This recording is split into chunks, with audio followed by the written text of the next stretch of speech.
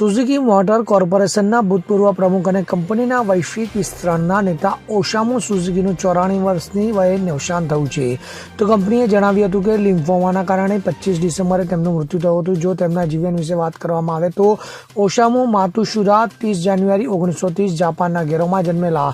સુઝુકીના સ્થાપક પરિવારમાં લગ્ન કર્યા પછી વર્ષ 1958માં કંપનીમાં જોડાયા હતા. તો તેમની પત્નીની અટક લઈને તેમણે એક પરિવર્તનીય સફર શરૂ કરી, જેણે સુઝુકી મોટરને વિશ્વભરમાં નાની કાર અને મોટરસાયકલોમાં જાણીતું નામ બનાવ્યું હતું. તો તેમના ભાજપ સાથેના જોડાણ વિશે વાત કરવામાં આવે તો વર્ષ 1980ના દાયકામાં ભારતીય બજારમાં પ્રવેશવાનું ઓસામુ સુઝુકીનું સૌથી સાહસિક પગલું હતું. તો વર્ષ 1982માં સુઝુકીએ ભારત સરકાર સાથે સંયુક્ત સાહસની રચના કરી હતી, જેના પરિણામે દેશમાં મારુતિ કારનું ઉત્પાદન શરૂ થયું હતું. તો આ ભાગીદારીએ મારુતિ 800 નામની નાની કાર રજૂ કરી, જે ત્વરિત હિટ બની અને ભારતીય બજારમાં સુઝુકીના વર્ચસ્વને મજબૂત બનાવ્યું હતું.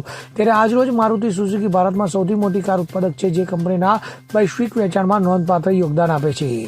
Bureau report CN24 news. હવે જુઓ દેશ દુનિયાની તમામ ખબરો તમારી આંગળીના ટેરવે. ઉઠાવો મોબાઈલ અને Google Play Store પરથી ડાઉનલોડ કરો અમારી CN24 ન્યૂઝ મોબાઈલ એપ.